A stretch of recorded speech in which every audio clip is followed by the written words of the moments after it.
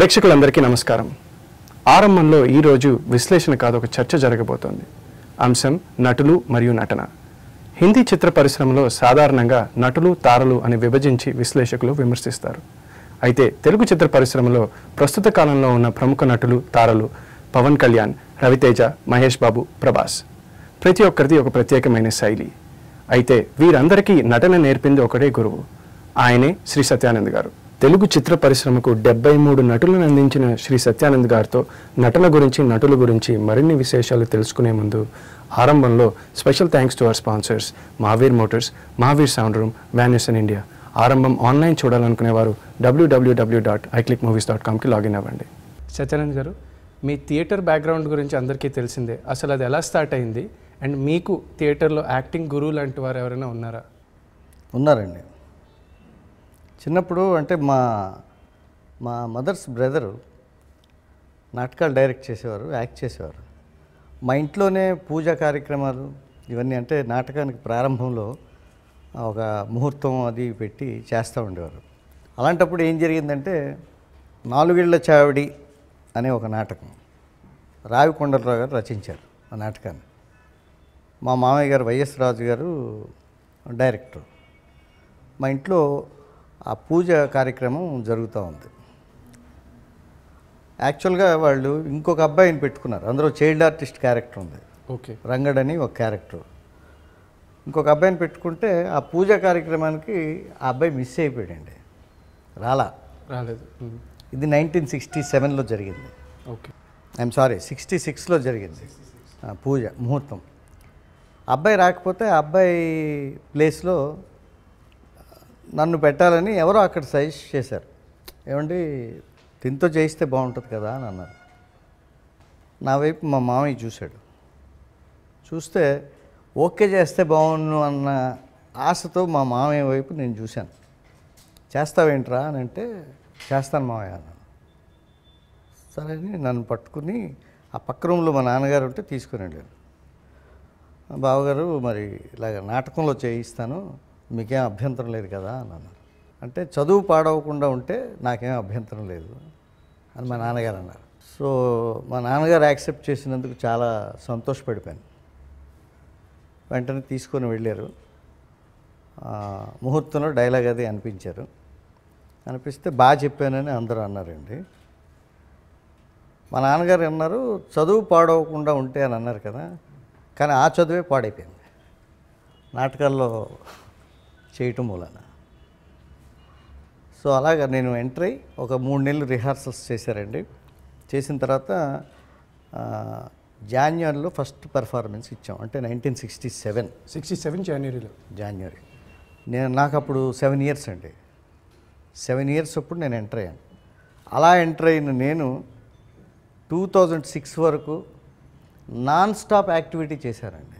Theatre బ్యాక్గ్రౌండ్లో only theatre, మామూలుగా చేయలేదు. ఎక్కడ తిన్నానో, ఎక్కడ పడుకున్నానో నాకు గుర్తులేదండి. నాటకంలో బాగా ఇన్వాల్వ్ అయిపోయాను. అంటే నాకు నాటకం ఆక్సిజన్ లాగా అయిపోయింది అనమాట అండి. ఒక యజ్ఞంలా చేశాను నాటకాన్ని. అందుకనే థియేటర్లో ఎవరికి రాని గుర్తింపు థియేటర్ వరకు నాకు వచ్చిందండి. మరి థియేటర్స్ నుండి ఫిల్మ్స్కి ఎలాగ అసలు ఆ మూవ్ ఎలాగ జరిగింది? దానికి ఎవరైనా మీకు చెప్పారా, ఇక్కడ ఇప్పుడు థియేటర్ చేస్తున్నారు, ఫిల్మ్స్లో కూడా చేస్తే బాగుంటుందని? లేదా మీకే అనిపించిందా? అంటే ట్రైనింగ్ అనే ఆస్పెక్ట్ థియేటర్కి ఫిల్మ్కి ఒకటేనా? 1979-80లోని జంఝాల్ గారు పరిచయం అయిందండి. ఫిల్మ్ డైరెక్టర్ జంఝాల్ గారు ఉన్నారు కదా, ఆయన నా గురువుగారు సినిమాల వరకు. ఆయన పరిచయం ఏర్పడింది. ముద్దమందారం అనే ఒక సినిమా వైజాగ్లో షూటింగ్ అయిందండి. ఆ షూటింగ్లో శంకరాభరణం శంకర శాస్త్రి నటించిన మనిషి నూతులో పడితే అనే నాటకం లలిత కళా మందిర్లో ప్రదర్శించబడునని ఒక పోస్టర్ హీరోయిన్స్ చూస్తారు. సో వాళ్ళు ఆ నాటకానికి వస్తారు. అందుకోసం అని చెప్పేసి ఆ కారణంతో జంఝాల్ గారు ఏం చేశారంటే ఒక నాటకం ఒకటి శంకర శాస్త్రి గారు నటించిన నాటకం ఒకటి అక్కడ పెర్ఫామ్ చేయమని సోమయాజుల గారిని జంఝాల్ గారు అడిగారు. సోమయాజుల గారు ఏం చేశారంటే నన్ను పిలిచి, ఇగో మనిషి నూతులో పడితే అనే నాటకం వేయాలయ్యా, నువ్వే డైరెక్టర్వి అని ఆయన అన్నారు. అంటే నేను చాలా గాబరపడిపోయాను. అంటే అంత పెద్ద ఆయన నా డైరెక్షన్లో చేస్తానని అంటున్నారు ఏమిటి అని చాలా ఎగిరి గంతేశాను. చాలా కష్టపడి ఆ నాటకం చేసామండి. ఏమిటి ఆ నాటకం, దాని కథా కమామిషి ఏమిటని జంఝాల గారు మేము ప్రదర్శించడానికి ముందు నన్ను కూర్చోబెట్టి అడిగారు. అడిగితే ఇదండి కాన్సెప్ట్, ఇలా ఇలా ఉంటుంది అని చెప్పాను. సో నేను ఆయనతో మాట్లాడేటప్పుడు ఇంకేం నాటకాలు వేస్తారు ఏమిటి ఇవన్నీ అడిగారు. అడిగితే పలానా పలానా నాటకాలండి అని చెప్పాను. ఈ ప్రదర్శన వరకు అయితే నా డైరెక్షన్లో ఆయన యాక్ట్ చేయటం, యాజ్ వెల్ యాజ్ సుత్తివేలు అని ఒక ఆర్టిస్టు నా ప్లేలో అతనికి ఒక క్యారెక్టర్ ఇచ్చి చేయించారనమాట.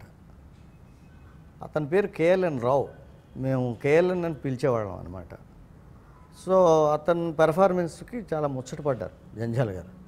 నా ప్లే బాగుందని నన్ను మెచ్చుకున్నారు. అది ఆ సీన్ లేదు యాక్చువల్గా సినిమాలో ఎడిటింగ్లో పోయింది. జంఝాల్ గారు ఆయన పాకెట్లో ఉన్న ఒక 500 రూపీస్, అంటే 79-80లో 500 తీసి నా పాకెట్లో పెట్టారు. ఈయన చాలా బాగా చేస్తున్నాడండి అని ఈ సుత్తివేలిని చూసి ఇతన్ని నేను యాక్టర్గా ఎంకరేజ్ చేస్తాను, మిమ్మల్ని డైరెక్షన్ డిపార్ట్మెంట్లోకి తీసుకుంటాను అని నాతో అన్నారు. ఇష్టంగానో అయిష్టంగానో మొత్తానికి రాజమండ్రి షూటింగ్కి మా ఇద్దరం కలిసి బయలుదేరామండి. ఎవరు ఈ సుత్తివేలు నేను అసిస్టెంట్ డైరెక్టర్గా జాయిన్ అయ్యాను, తను యాక్టర్గా. నెక్స్ట్ ఫిల్మ్ అనమాట అండి మల్లెపందిర్ అని ఒక ఫిల్మ్. సో అలాగా నేను ఎంటర్ అయ్యానండి. నేను కావాలని ఎప్పుడు ట్రై చేయలేదు, అనుకోకుండా అవకాశాలు నాకు వచ్చినాయి. అలాగ ఒక ½ డజన్ ఫిల్మ్స్కి డైరెక్షన్ డిపార్ట్మెంట్లో వర్క్ చేశానండి. సాధారణంగా ఒక టీచర్కి స్టూడెంట్లో ప్రతిభ చాలా త్వరగా తెలుస్తుందంటారు. ఇప్పుడు మీరు ట్రైన్ చేసిన స్టార్స్లో మహేష్ బాబు, పవన్ కళ్యాణ్, ప్రభాస్, రవితేజ, వీళ్ళని చూడగానే మీకు అనిపించిందా వీళ్ళు ఇంత పెద్ద స్టార్స్ అవుతారని? మీకు ఒక ఎగ్జాంపుల్ చెప్తానండి. పవన్ కళ్యాణ్ కోర్స్ కంప్లీట్ చేసిన తర్వాత నన్ను నాగబాబు గారు అడిగారు, సత్యానంద్ గారు మా కళ్యాణ్ బాబు ఎలా చేస్తున్నారండి అనేసి. అంటే చూస్తూ ఉండండి నాగబాబు గారు, ఆయన ఏ స్థాయికి వెళ్తారో అని నేను చెప్పాను. నా వైపు నాగబాబు గారు అదోలా చూసి సత్యానంద్ గారు కొంచెం ఎక్కువ మాట్లాడుతున్నారేమో అని ఇలా ఒక ఎక్స్ప్రెషన్ ఇచ్చారు. అలానే కోర్స్ కంప్లీట్ చేసిన తర్వాత కృష్ణ గారు అడిగారండి మహేష్ బాబు కోర్స్ కంప్లీట్ చేసిన తర్వాత, ఏంటి మా మహేష్ పరిస్థితి ఏంటి అని అడిగారు. అడిగితే చూస్తూ ఉండండి సార్ ఏ స్థాయికి వెళతారో అని అన్నానండి. అంటే కృష్ణ గారి ఫ్రెండ్ ఉన్నారండి ఆ రోజు పద్మాలయ ఆఫీస్లో చెన్నైలో.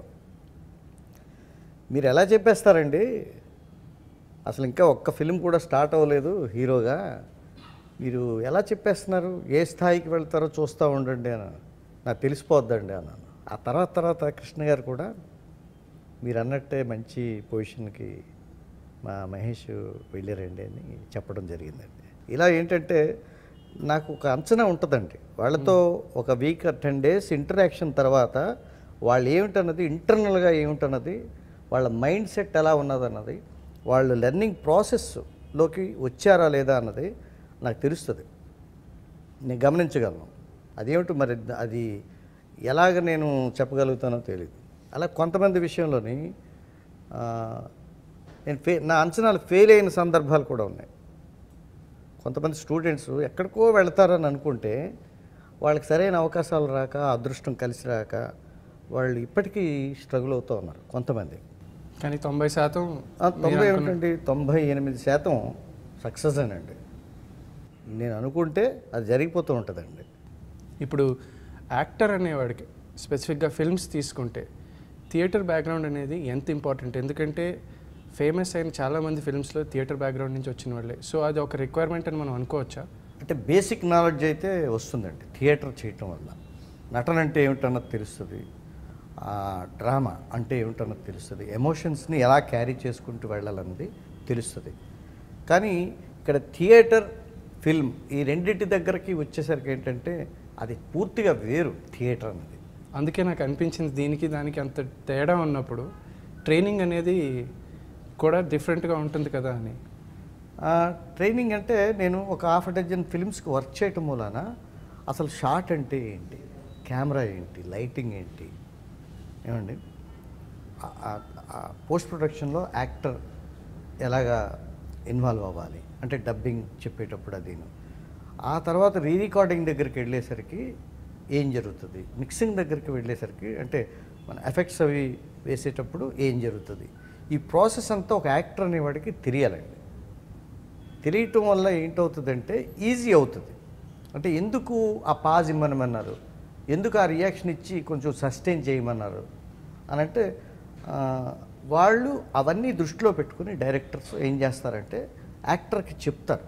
అంటే ఇక్కడ రీ రికార్డింగ్ వస్తుంది అని అనరు, అర్థం చేసుకోవాలన్నమాట అండి. ఇది సైన్స్ కదండి ఇదంతాను. ఇప్పుడు ఫిల్మ్ వర్క్ అంతా కూడా ఒక సైన్స్ ప్రకారంగా జరుగుతుంది. అలాగే నా దగ్గరికి వచ్చి నేర్చుకునే వాళ్ళకి ఈ నటన నేర్పించడం అనేది శాస్త్రం ప్రకారం, సైన్స్ ప్రకారంగా నేర్పిస్తాను నేను. సైంటిఫిక్ అప్రోచ్ అనేది ఒకటి ఉంటుందన్నమాట అండి. ఏదో అందరూ కొంతమంది అడుగుతారు, మీరేంటంటే డైలాగులు ఇచ్చి చెప్పిస్తారా అని అంటారు. 45 days 90 days కోర్సులో 45 days డైలాగులు చెప్పడం, నేను ఇవ్వడం, వాళ్ళు చెప్పడం అనేది ఉండదండి. 60 chapters సిలబస్ ఇది. ఈ 60 chapters సిలబస్ సునిశ్చితమైనటువంటి అంశాలన్నింటినీ కూడా కవర్ చేసుకుంటూ ఎక్కడ అంటే మనిషి జీవితంలో ఏం జరుగుతూ ఉంది, అది నటనకి ఏ రకంగా ఉపయోగపడుతూ ఉంది, ఒక ఎక్స్ప్రెషన్ అన్నది ఒక మనిషి ఇవ్వటానికి ఏ కారణాలు సహకరిస్తాయి, నటుడికి అలానే నటుడుగా సర్వైవ్ అవ్వటానికి ఈ కారణాలన్నీ ఎలా ఉపయోగపడతాయి. ఇప్పుడు మన నిజ జీవితంలో ఒక ఎక్స్ప్రెషన్ ఉందనుకోండి, మనం ఇవ్వనక్కర్లేదు, ఇవ్వచ్చు. మనం ఇవ్వకపోతే అదేంట్రా అతను కొడితే అసలు నువ్వు కిమ్మనకుండలాగా ఉన్నావు అని అనవచ్చు. అది నా నైజం కావచ్చు, నిజ జీవితంలో నా నైజం అది. బట్ వేరేదైనా యాక్టర్ సర్వైవ్ అవ్వాలంటే అన్నింటినీ క్యారీ చేస్తూ ఉండాలండి. అన్నింటినీ, ప్రతి ఎమోషన్ని క్యారీ చేస్తూ ఉండాలి, లేకపోతే సర్వైవ్ కాలేడు యాక్టర్గా. సత్యానంద్ గారు, ఇప్పుడు ఏ ప్రొఫెషన్ తీసుకున్న రికగ్నిషన్ అనేది చాలా పెద్ద విషయం. అలాగే యాక్టింగ్లో కూడా జాతీయ స్థాయిలో రికగ్నిషన్ పొందాలనేది చాలామంది యాక్టర్స్ అనుకుంటారు.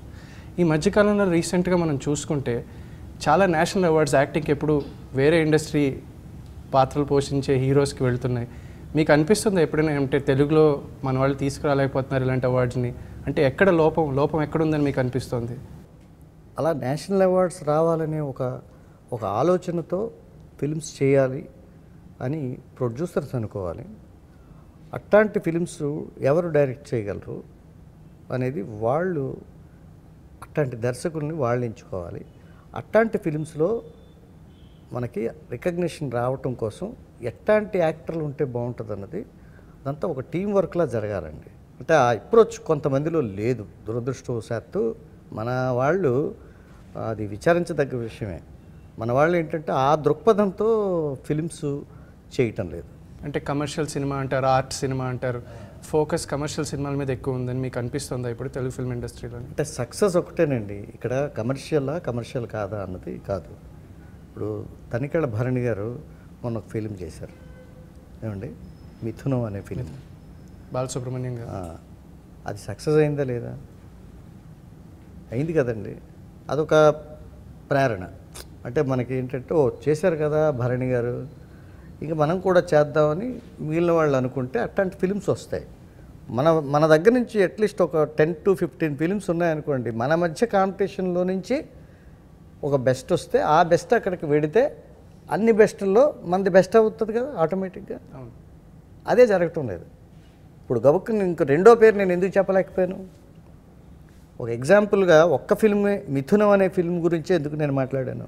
ఇంకో ఫిల్మ్ ఇది, అదే లోపం. ఆలోచిస్తే అదే అవతల వాళ్ళు ఏం చేస్తున్నారు, వాళ్ళ మధ్య వాళ్ళకే పెద్ద కాంపిటీషను. అవి అట్లాంటి ఫిల్మ్స్ 10-15 ఉంటాయి. మన దగ్గర ఒక్కటి రావటం గగనం అయిపోయింది. చెయ్యని వాళ్ళు తప్పని నేను అనడం లేదు, చేసిన వాళ్ళు గొప్పవాళ్ళే. మనం తప్పకుండా వాళ్ళని ప్రశంసించాలి. కానీ అలా చేసేవాళ్ళు తక్కువ మంది ఉన్నారు. అది బాధను కలిగించే విషయం. ఇప్పుడు ఒక యాక్టర్స్ ట్రైనర్గా మీరు ట్రైన్ చేసిన యాక్టర్స్లో సూపర్ స్టార్స్ అయిన పవన్ కళ్యాణ్, మహేష్ బాబు, ప్రభాస్, రవితేజలను తీసుకుంటే వాళ్ళ పాజిటివ్స్ మా అందరికీ తెలుసు, చాలా పెద్ద స్టార్స్. వాళ్ళలో ఒక గురువుగా మీరు అబ్జర్వ్ చేసిన వీక్నెస్ ఏరియాస్ ఏమైనా ఉన్నాయా ఇప్పటికీ? లేదా వాళ్ళు ఇలాంటి పాత్రలు ఇంకా చేయొచ్చు, ఇంకా బాగా చేయొచ్చు, కానీ వాళ్ళు చేయడం లేదని మీకు ఎప్పుడైనా అనిపించిందా? వాళ్ళు ఈ స్థాయికి వస్తారని నాకు తెలుసండి. వాళ్ళు ఇలా చేయటం అనేది నాకైతే గొప్ప కాదు. వాళ్ళు చేయగలరు, ఇంకా ఇంకా ఇంకా ఇంకా బాగా చేయగలరండి. వాళ్ళు అంత శక్తివంతులు. వాళ్ళు నాకు తెలుసు వాళ్ళ గురించి. అంచేత ఇది వాళ్ళ లోపాలంటారా? ఒక విద్యార్థిగా ఫర్ ఎగ్జాంపుల్ నేను మీ దగ్గర ఏదో నేర్చుకోవడానికి జాయిన్ అయ్యాను అనుకోండి, నాలో లోపాలు ఉన్నాయని మీరు గమనిస్తారు కదా. మీరు నా దగ్గరికి వచ్చారనుకోండి, మీలో లోపాలు ఉన్నాయని నేను గమనిస్తాను కదా. అంటే గురువుకి శిష్యుడికి మధ్య అట్లాంటి అనుబంధం ఉంటుందండి, ఉండాలి. అప్పుడు నేనైతే ఎక్కడి నుంచి స్టార్ట్ చేస్తాను తెలుసునండి కోర్సుని, ముందు వాళ్ళ లోపాలని సవరించడం దగ్గర నుంచి స్టార్ట్ చేస్తాను. సో ముందు వీక్నెస్ మీద ఫోకస్ అసలు ఫస్ట్ క్లాసే స్పీచ్ క్లాస్లో వాళ్ళని నేను మూవ్ అవ్వమని చెప్పిన తర్వాత వాళ్ళు నడిస్తే ఎట్లాంటి ఫాల్ట్స్ వస్తున్నాయి, వాళ్ళు చూస్తే ఎట్లాంటి ఫాల్ట్స్ వస్తున్నాయి, వాళ్ళు ఈ ఆర్మ్స్ అవి ఉపయోగిస్తూ ఉంటే ఎట్లాంటి జెస్చర్ ఇస్తారు కదా, ఇస్తే ఎలాంటి ఫాల్ట్స్ వస్తున్నాయి.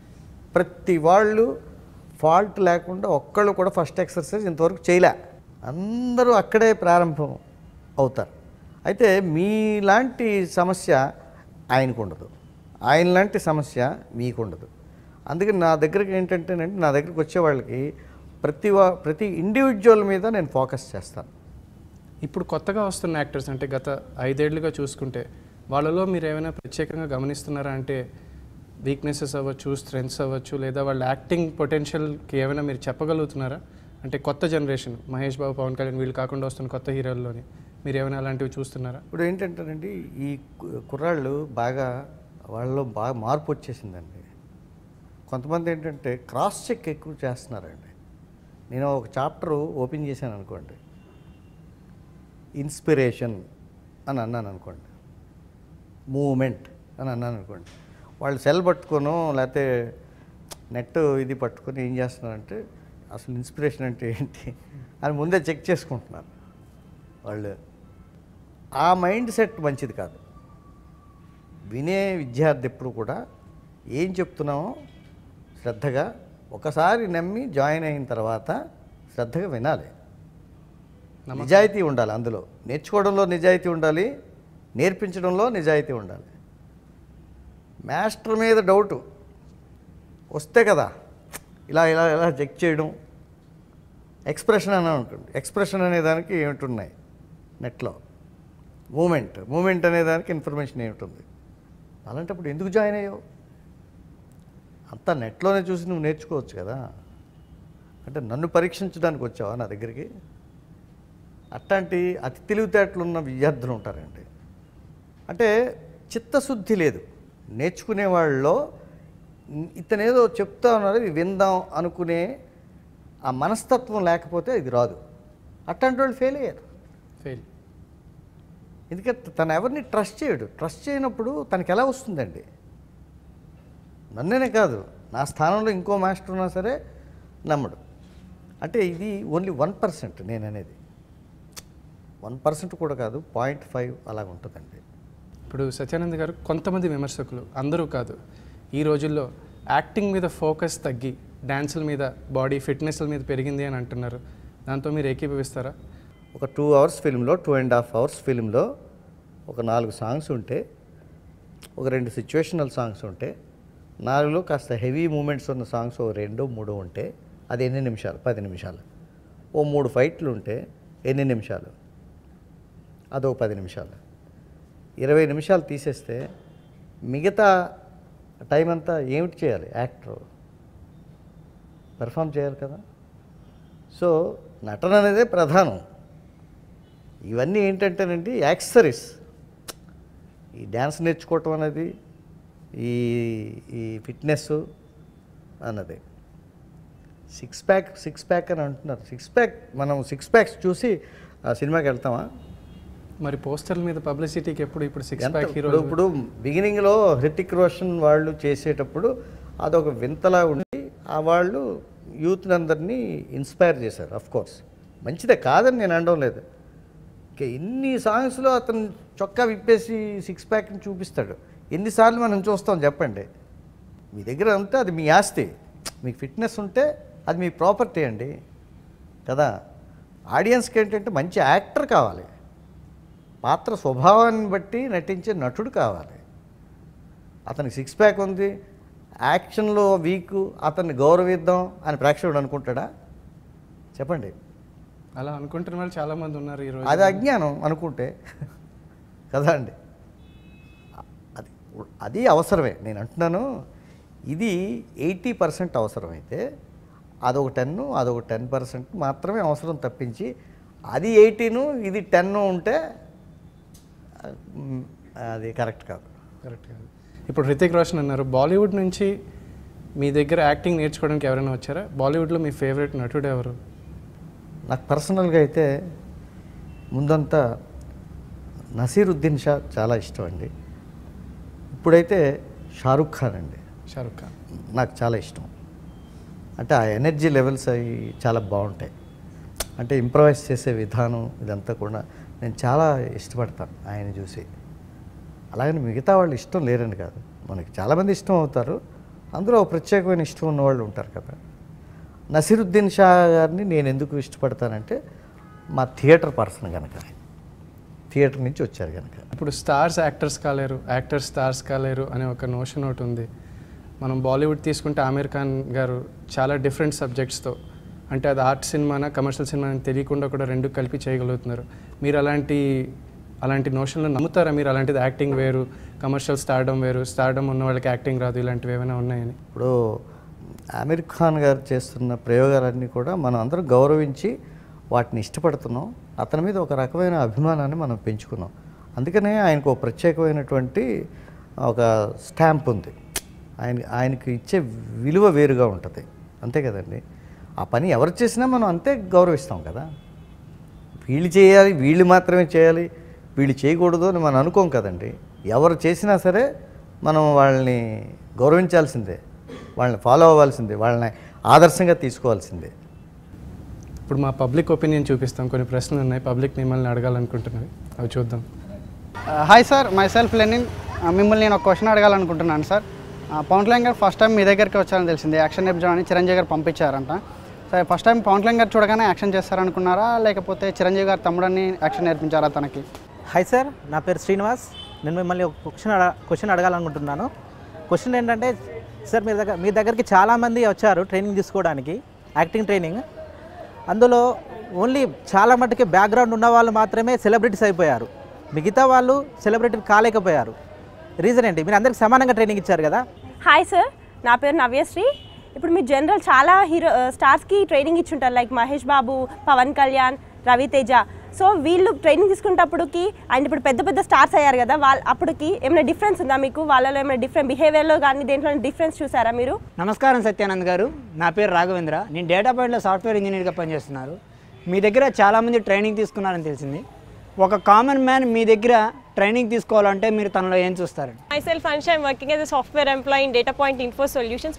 మనం బాలీవుడ్లో కానీ కాలీవుడ్లో కానీ సినిమా క్వాలిటీ అనేది చాలా ఎక్కువగా ఉంటుంది compare to the Telugu industry. What are the reasons for that? Hello sir, this is Preethi. మిమ్మల్ని ఒక క్వశ్చన్ అడుగుదాం అనుకుంటున్నాను. మీరు చాలామంది స్టార్స్కి ట్రైనింగ్ ఇచ్చారు కదా, అందులో మీ బెస్ట్ అండ్ ఫేవరెట్ ఎవరు? హాయ్ సార్, సత్యానంద్ గారు. నా పేరు తేజ అండి. నేను అడగాలనుకుంటుంది ఒకటే, థియేటర్ యాక్టింగ్కి మూవీ యాక్టింగ్కి ఏమైనా డిఫరెన్స్ ఉందా? అందరూ అంటుంటారు థియేటర్ యాక్టింగ్ అంటే చివరి ఆడియన్కి కూడా రీచ్ కావాలి కాబట్టి మనం కొంచెం ఎక్కువగా చేయాలి, అదే మూవీకి వచ్చేసరికి దగ్గరగా ఉంటుంది కాబట్టి కొంచెం తగ్గించేయాలి అంటారు. ఓకే, అందరు చెప్తున్నారు ఇలా, అది మీ నోటి వెంట మీరేం చెప్తారు వినాలనుకుంటున్నాను. అట్ ద సేమ్ టైం థియేటర్లో సక్సీడ్ అయిన ఆర్టిస్టులు మూవీస్లో ఎందుకు కాలేకపోతున్నారు? ఇప్పుడు బాలీవుడ్లో చూసుకుంటే పరేష్ రావల్, నసరుద్దీన్ షా వీళ్ళందరూ ముంబైలో ఇప్పుడు షో పెట్టినా కూడా హౌస్ఫుల్ అవుతుంది. అట్ ద సేమ్ టైం వాళ్ళు మూవీకి వచ్చినా కూడా అదేలా ఉంటుంది. సో మన తెలుగులో అది ఎందుకు అవ్వట్లేదు? హాయ్ సార్, నా పేరు రామ్ తీర్థ. నేను మిమ్మల్ని ఒక క్వశ్చన్ అడగాలనుకుంటున్నాను. సార్, మీకు స్టార్ మేకర్గా పేరు ఉంది కదా, ఎంతోమంది స్టార్స్ని మీరు క్రియేట్ చేశారు. సో మీరు ఒక దర్శకత్వ శాఖ నుంచి నటనా రంగంలో ఎంతోమంది నిష్ణాతులుగా తయారు చేశారు. సో మీరు ఎందుకు ఒక మంచి నటుడిగా మా ముందుకు రాలేకపోయారు? సో ఒక దర్శకుడిగా మిమ్మల్ని మేము చూడొచ్చా? మీ నుంచి మంచి సినిమాలు మేము ఎక్స్పెక్ట్ చేయొచ్చా? ఇంకా మంచి మంచి నటులు మీరు మా ముందుకి తీసుకురాగలరా? ముందు ప్రశ్న, బ్యాక్గ్రౌండ్ ఉన్నవాళ్లే పెద్ద స్టార్స్ అయ్యారు, లేని వాళ్ళు అంత పెద్ద స్టార్స్ కాలేకపోయారు. దీని గురించి మీరేమంటారు? బ్యాక్గ్రౌండ్ ఉన్నదని చెప్పేసి ఒకసారి మనం వెనక్కి వెళితే చాలామంది బ్యాక్గ్రౌండ్ ఉన్నవాళ్ళు సక్సెస్ కాలేక వెనక్కి వెళ్ళిపోయారు. అది ఎందుకు గుర్తు రావడం లేదు? బ్యాక్గ్రౌండ్ ఉండి సక్సెస్ అయిన వాళ్ళే ఎందుకు గుర్తొస్తున్నారు? అది పొరపాటండి. ఇప్పుడు కష్టపడే నేచర్ ఉండి, హార్డ్ వర్కింగ్ నేచరు, నిరంతరం శ్రమ పడుతూ చేయాల్సిన పనులన్నీ చేస్తూ నటనకు సంబంధించి ఎంతవరకు కష్టపడాలో రాత్రి పగలు తేడా లేకుండా కష్టపడుతూ చేయాల్సిందంతా చేస్తూ ఉంటే రిజల్ట్ ఆటోమేటిక్గా అదృష్టం రూపంలో వస్తుంది. ఇప్పుడు ఎవరో ఒక స్టార్ తాలూకా సన్నను, ఓ స్టార్ తాలూకా బ్రదరను మనం ఎన్ని సినిమాలు చూస్తామండి. వాళ్ళు సరిగ్గా చేయకపోతే మనం చూడగలమా? అంచేత ఏంటంటే ఎవరో ఒక ఫ్యామిలీ నుంచి వచ్చారు కాబట్టి, వాళ్ళ బ్యాక్గ్రౌండ్ ఇది కాబట్టి వాళ్ళు సక్సెస్ అయిపోతున్నారు, లేని వాళ్ళు సక్సెస్ అవ్వడం లేదనేది చాలా పొరపాటు అంచనా. అది ఇప్పుడు స్టార్స్ అయిన పవన్ కళ్యాణ్, మహేష్ బాబు, ప్రభాస్, రవితేజ వీళ్ళ ప్రవర్తన ఏమైనా మారిందా అని అడిగారు ఎవరు. వాళ్ళు స్టార్స్ కాకముందు మీరు వాళ్ళని చూశారు, స్టార్స్ అయిన తర్వాత కూడా కలుస్తున్నారు. సో ప్రవర్తనలో ఏమైనా మార్పు ఉందా అని. మొదటేమో వాళ్ళ స్టూడెంట్స్గా వచ్చి ఒక 4-5 డేస్ కొంచెం దూరంగా ఒకళ్ళనొకళ్ళు అర్థం చేసుకోవడంలో కాస్త దూరంగా ఉంటాం కదండి. ఆ తర్వాత గ్రాడ్యువల్గా ఏంటంటే నేనైతే చాలా ఫ్రెండ్లీగా మూవ్ అవుతాను, చాలా ఈజీగా మింగిల్ అవుతాను నేను. అలానే వాళ్ళు కూడా నాతో అంతే ఈజీగా మూవ్ అవ్వడం స్టార్ట్ అయింది. మేము ఒకళ్ళనొకళ్ళు అర్థం చేసుకున్న తర్వాత ఏ స్థాయికి అయితే మొదట్లో వచ్చామో ఈ రోజుకి కూడా అదే రిలేషన్ మెయింటైన్ చేస్తున్నామండి. ఇవాళకి కూడా వాళ్ళు ఎక్కడ స్టార్స్ అయిన ఫీలింగ్ అదేం ఉండదండి వాళ్ళకి. మొదట్లో ఎలా ఉన్నారో ఇప్పుడు అలానే ఉన్నారు, ఎప్పుడు అలానే ఉంటారండి అందరూ. ఎవరు ఒక గ్రేస్ ఏదో పెట్టుకొని నేను ఇంత సక్సెస్ ఇచ్చాను కాబట్టి సత్యానంద్ గారు వచ్చారంటే ఏ సత్యానంద్ గారు అని అడగడం కానీ, వెయిట్ చేయమని పిలుస్తాను అని అనడం కానీ అదేం లేదండి. నన్ను చూసి వెంటనే వాళ్ళు వచ్చేసి అమాంతం వచ్చి నన్ను హగ్ చేసుకుని చెయ్యి పట్టుకొని తీసుకొని వెళ్ళి కూర్చోబెట్టుకొని మాట్లాడుకుంటూ ఉంటారు. అది చాలండి. అదే తృప్తి. వాళ్ళ సక్సెస్ నాకు తృప్తి, వాళ్ళ ప్రవర్తనలో మార్పు లేకపోవడం నాకు తృప్తి. ఇప్పుడు ఇంకో ప్రశ్న మిమ్మల్ని అడిగిన పబ్లిక్ ఒపీనియన్లోని, మీరు నటుడిగా ఎందుకు రాణించలేకపోయారు? ఫ్యూచర్లో దర్శకత్వం వహించాలని మీకు ఏమైనా ఉందా? ఎలాంటి సినిమాలు తీస్తారని అడిగారు. నటుడిగా నేను ఎప్పుడు ప్రయత్నం చేయలేదండి. నేను బేసిక్గా నటుడిని థియేటర్లో, తర్వాత అంటే చైల్డ్ ఆర్టిస్ట్ని, యాక్టర్ని, తర్వాత నేను డైరెక్టర్ని. థియేటర్లో మోస్ట్ సక్సెస్ఫుల్ డైరెక్టర్ని. ఒక నాటకం 102 రోజుల పాటు ఒకే థియేటర్లో టికెట్ షోగా రన్ చేశాను. ఆ నాటకం బొమ్మలాట.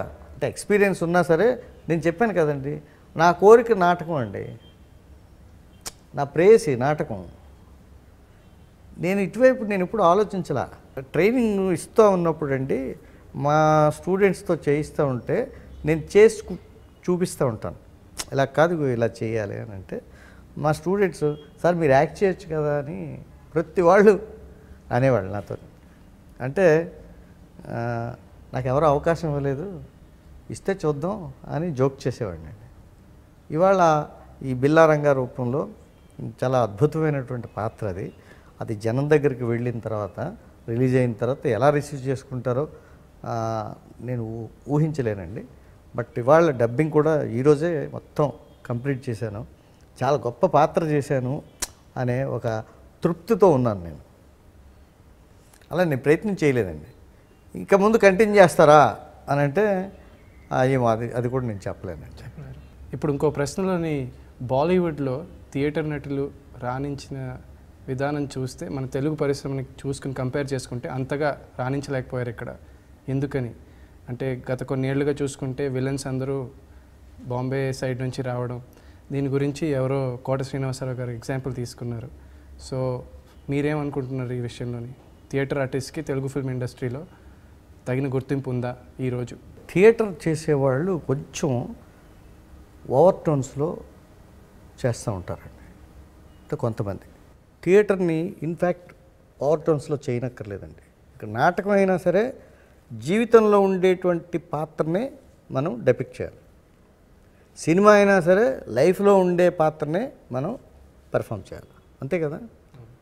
ఇక్కడ అక్కడ ఒకలానే యాక్ట్ చేయాలండి. ఈ రెండిటికి నటించడంలో తేడా లేదు.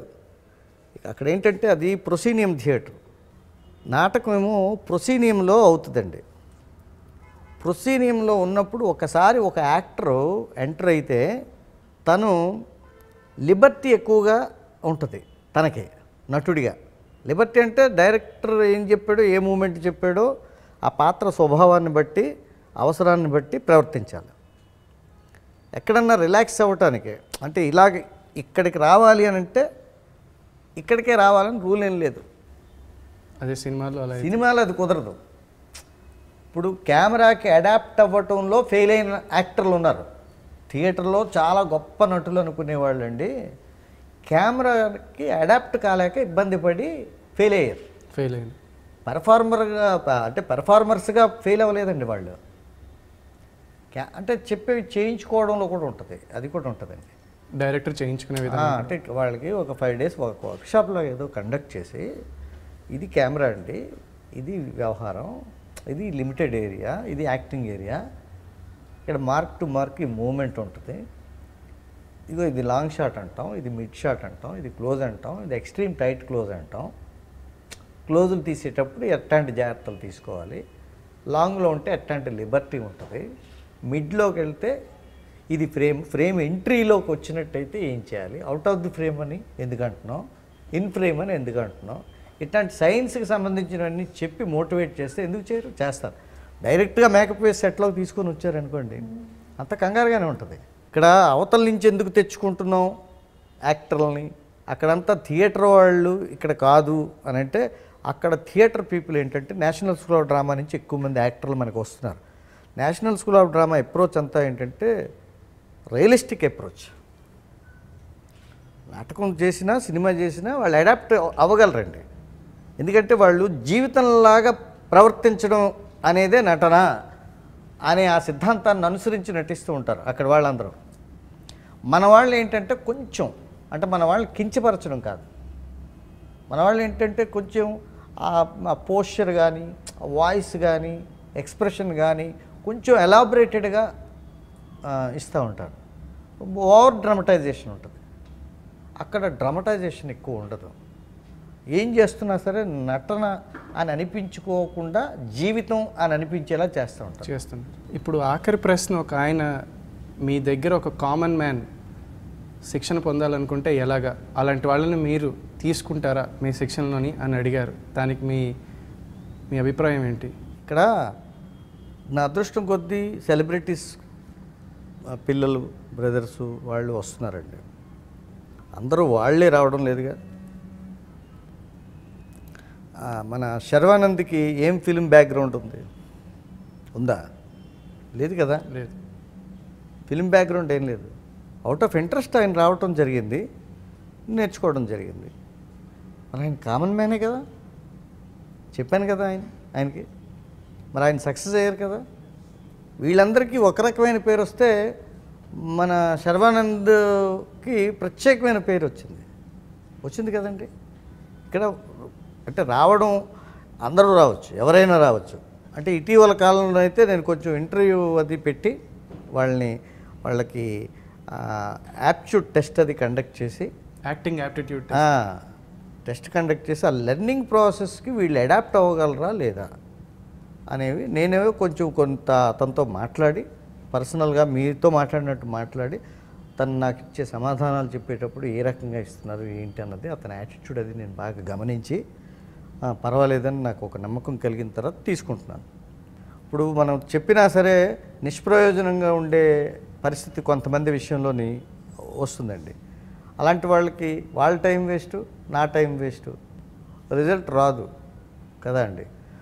మీరు ఒక 20 నిమిషాల్లో అది గమనించగలరా అంటే ఎస్ నేను గమనించగలనండి, నాకు తెలిసిపోద్ది. ఇక్కడ కామన్ మ్యాను లేకపోతే ఇంకొకళ్ళు అనేది కంపారిజన్స్ లేవు. ఎవరు వచ్చినా సరే ఒకే పద్ధతిలో నేర్పించడం జరుగుతుంది. ఆ వ్యత్యాసాలు అయితే నేర్పించడంలోనైతే ఈనాటి వరకు లేదండి, ఇక ముందు కూడా ఉండదండి అలాగా.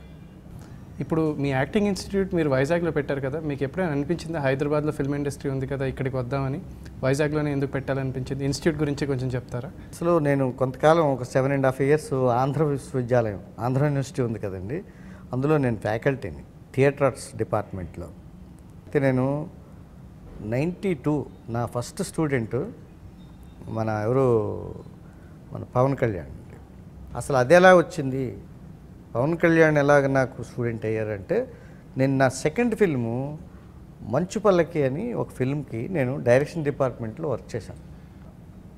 ఆ సినిమాకి పనిచేయడం నా జీవితంలో ఒక టర్నింగ్ పాయింట్. అది పనిచేసేటప్పుడు నాకు చిరంజీవి గారితో ఒక పరిచయం ఏర్పడింది. చిరంజీవి గారు నేను వర్క్ చేస్తున్న విధానం అది చూసి ఒకరోజు నన్ను అడిగారు, అది ఏమిటి మీరు ఎక్కడి నుంచి వచ్చారు ఏంటి అని అడిగారు. అడిగితే ఇది సార్ ఇవన్నీ ఎలా వచ్చినాయి అంటే, నేను నాటకాలు చేస్తాను. ఎవరితో నాటకాలు చేస్తాను? కొత్త వాళ్ళతో చేస్తానండి. అంటే వాళ్ళకి అంతకుముందు ఎక్స్పీరియన్స్ మరి ఉండదు కదా, ఎలాగ వాళ్ళు యాక్ట్ చేస్తారు అంటే వాళ్ళకి నేర్పిస్తానండి. ఇదంతా 81, 82, 83 అలా జరిగింది. ఈ 81 నుండి 91 మధ్యకాలంలో మహా అయితే ఆయన్ని కలుసుకునే అవకాశం ఒక 2-3 సార్లు వచ్చింది అంతే. 91లో మన పవన్ కళ్యాణ్ని ఆర్టిస్ట్గా చేద్దాం అనే డిస్కషన్ వచ్చేటప్పుడు నా దగ్గరికే పంపించాలనేది చిరంజీవి గారి ఆలోచన అన్నమాట అండి. అప్పుడు వెంటనే చిరంజీవి గారు శ్రీకాంతి పిక్చర్స్ వాళ్ళకి ఫోన్ చేశారండి. ఫోన్ చేసి నా గురించి వెంటనే నన్ను రమణమని పిలవడం జరిగింది. నేను చెన్నై వెళ్ళాను.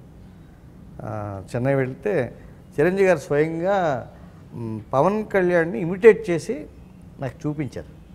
అతని కమ్యూనికేషన్ స్కిల్స్ అవి ఎలా ఉంటాయి, సరిగ్గా ఆన్సరు ఇవ్వకుండా ఏదో స్ట్రగుల్ అవుతూ ఉండడం, ఇవన్నీ అతను ఒక 2 minutes ఎంతో నాకు పెర్ఫామ్ చేసి చూపించారు. చిరంజీవి గారు పవన్ కళ్యాణ్ ఇమిటేట్ చేసి చూపించారు అనమాట. ఏదైనా అడిగితే ఇలాగని అది సమాధానం చెప్పడం అవన్నీ చేసి చూపించారు. అంటే నాకు వదిలేంటి సార్ నేను చూసుకుంటానని చెప్పాను.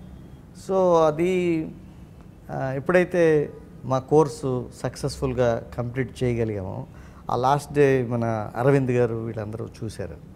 చూసి చాలా సంతోషించారు. చిరంజీవి గారు చాలా ముచ్చటపడ్డారు.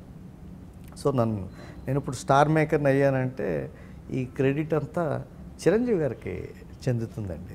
ఆ తర్వాత ఆయన ఎప్పుడైతే ప్రూవ్ అయ్యారో ఇంకా అక్కడి నుంచి నాకు రాఘవేంద్ర గారు, దర్శకులు రాఘవేంద్ర గారు పరిచయం అయ్యారండి. ఆ పరిచయం అయి మహేష్ బాబుని అప్పగించడం జరిగిందండి. రాజ్కుమార్ రెడ్డికి ముందు ఇంకా అక్కడ నుండి ఏంటంటే రాఘవేంద్ర గారు బాగా సపోర్ట్ చేశారు. ఎక్కువ అందరికీ చెప్పి నా గురించి పరదేశీ ఆర్టిస్టులను కూడా నేనే తయారు చేశాను. ఇంటింటి అన్నమయ్య హీరోను కూడా నేనే తయారు చేశాను. రాఘవేంద్ర గారు ఎవరితోనన్నా కొత్త వాళ్ళతో చేస్తే వాళ్ళని నా దగ్గరికే పంపిస్తూ ఉంటారు. అలాగే ఇండస్ట్రీలో ఉండే 24 క్రాఫ్ట్స్ పీపుల్ కూడాను నా పేరు రిఫర్ చేస్తున్నారండి. అది నా అదృష్టం. ఇప్పుడు హీరోలు రాణించినంత స్థాయిలో హీరోయిన్స్ రాలేదు మీ ఇన్స్టిట్యూట్ నుండి, ఎందుకని? హీరోయిన్లు వచ్చి అంటే అవుదాం అనుకున్న వాళ్ళు వచ్చి జాయిన్ అవ్వలేదండి. అంటే ఇక్కడ మెటీరియల్ ఏంటంటే ఎవరైనా వచ్చారనుకోండి, అక్కడ వాళ్ళని చూసిన తర్వాత వాళ్ళకి ఆ క్వాలిటీస్ ఉంటేనే కదండి వాళ్ళకి మనం చెప్తే ప్రయోజనం ఉంటుంది.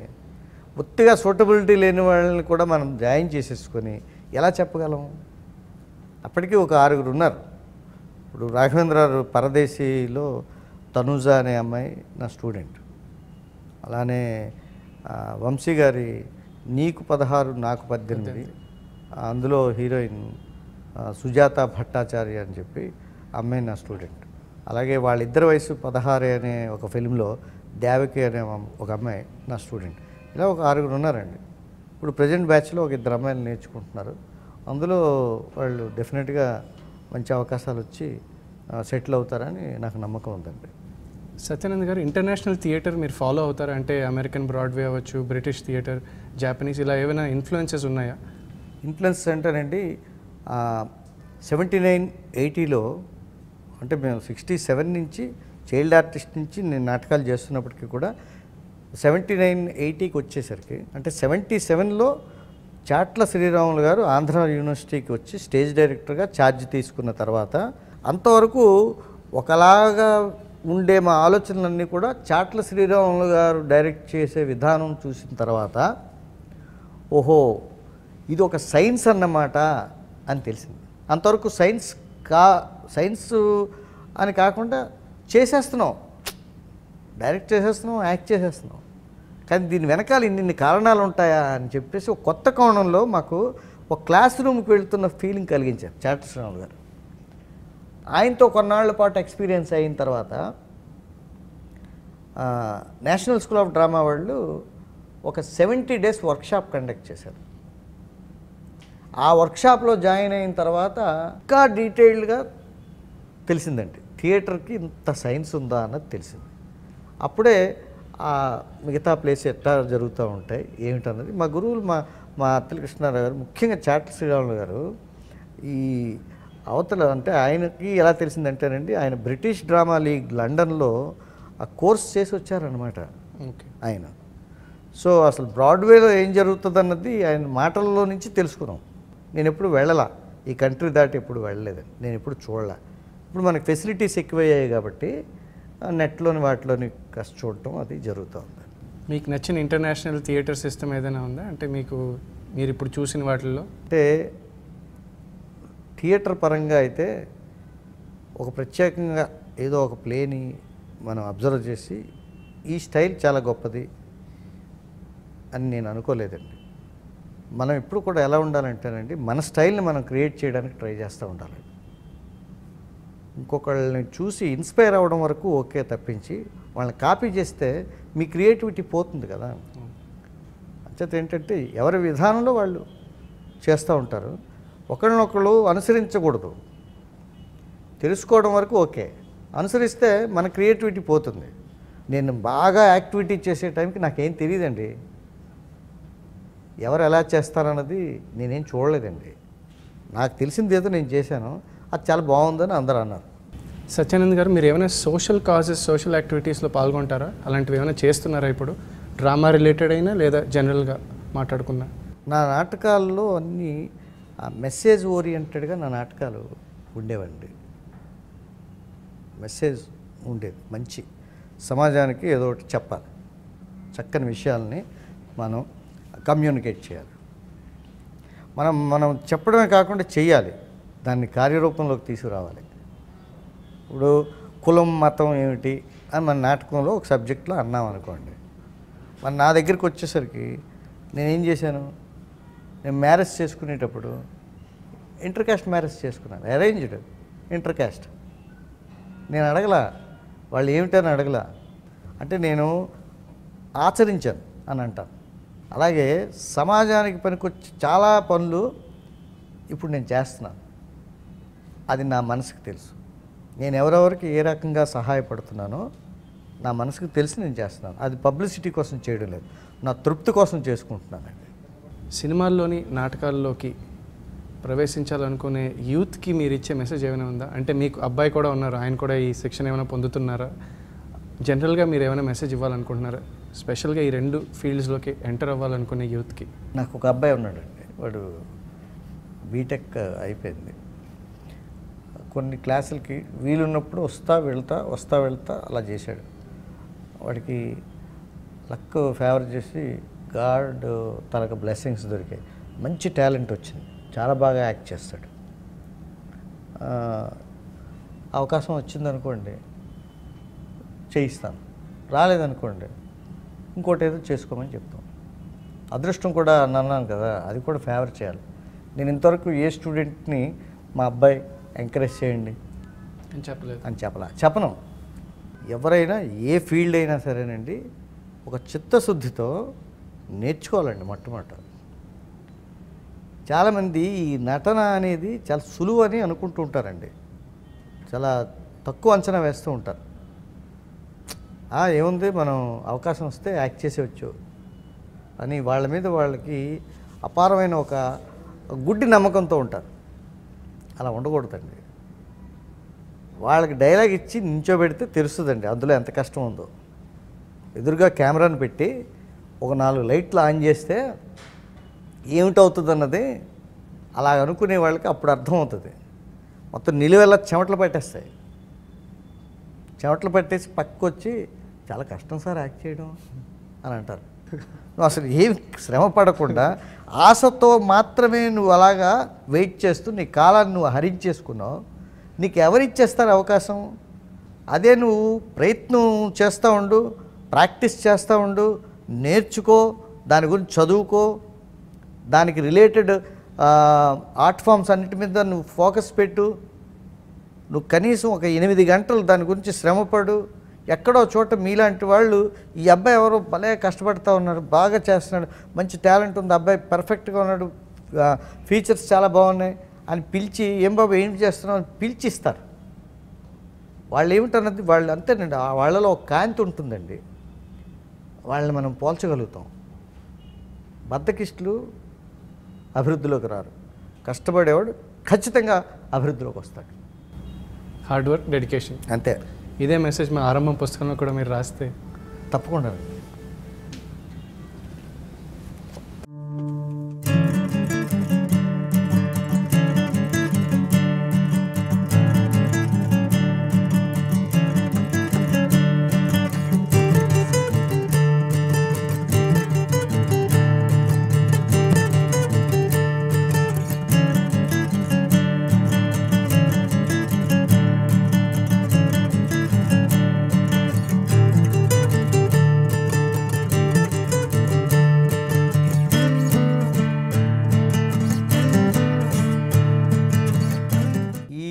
ఆరంభం అనే కార్యక్రమంతో మిమ్మల్ని అందరినీ కలుసుకునే అవకాశం నాకు ఇచ్చినందుకు ఆర్వీఎస్ ఛానల్ వాళ్ళకి నా కృతజ్ఞతలు తెలియజేసుకుంటూ, మంచి ఛానల్స్ని, సమాజానికి పనికొచ్చే కార్యక్రమాలు నిర్వహిస్తున్నటువంటి ఛానల్స్ని మీరు బాగా ఆదరించి, అభిమానించి ఉన్నతమైనటువంటి శిఖరాలకు వెళ్ళేలాగా చేయండి.